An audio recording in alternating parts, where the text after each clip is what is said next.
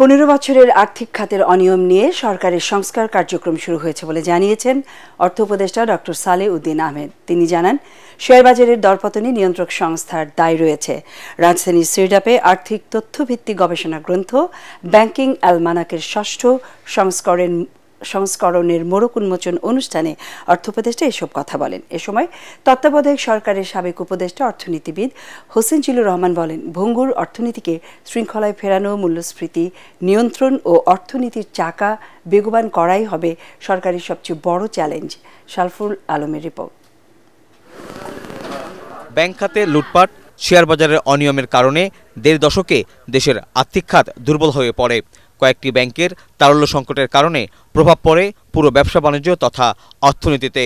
জুলাই বিপ্লবের পর অন্তর্বর্তীকালীন সরকার দায়িত্ব নেওয়ার পর শুরু হয় আর্থিক খাতের সংস্কার কার্যক্রম। ব্যাংকিং অ্যালমানাকের মোড়ক উন্মোচন অনুষ্ঠানে অর্থ উপদেষ্টা জানান, কাজ চলছে আর্থিক প্রতিষ্ঠান ও পুঁজিবাজারের সংস্কারেরও। বসুন্ধরা টিস্যুতে ছাড়ের ছড়াছড়ি। বসুন্ধরা টিস্যু নিয়ে এলো নিশ্চিত ছাড়। ভেতরে যা দেখছি, আমি হরহামেশা টের পাচ্ছি কি ছিল ভেতরে 15 বছরে। এটাকে আমরা একটু কারেক্ট করতে চেষ্টা করি, সংশোধন করতে চেষ্টা করছি। আমাদের ব্যাংকিং সেক্টর তো আপনারা জানেন যে অবস্থা, ব্যাংকিং আর্থিক পুঁজিবাজারেও একই অবস্থা। সেটাকে কিছুটা রিফর্ম করার চেষ্টা করি।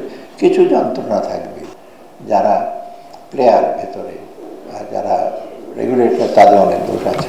অনুষ্ঠানে তত্ত্বাবধায়ক সরকারের সাবেক উপদেষ্টা বিশিষ্ট অর্থনীতিবিদ হোসেন জিল্লুর রহমান বলেন, ভঙ্গুর অর্থনীতিকে শৃঙ্খলায় ফেরাতে মূল্যস্ফীতি নিয়ন্ত্রণ করতে হবে, বিনিয়োগ বান্ধব পরিবেশ তৈরি করার পরামর্শ দেন তিনি।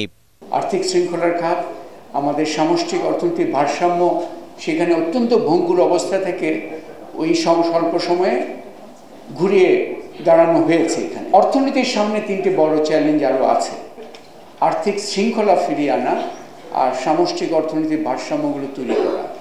কিন্তু অর্থনীতির চাকাটাও ঘুরতে হবে, অর্থনৈতিক প্রক্রিয়াগুলো বেগবান করতে হবে।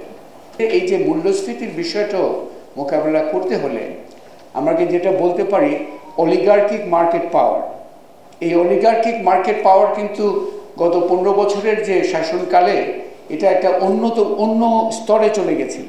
নতুন করে আর্থিক নীতি প্রণয়নে সরকারকে উদ্যোক্তাদের সহযোগিতা নেওয়ারও পরামর্শ দেন বিশিষ্টজনেরা।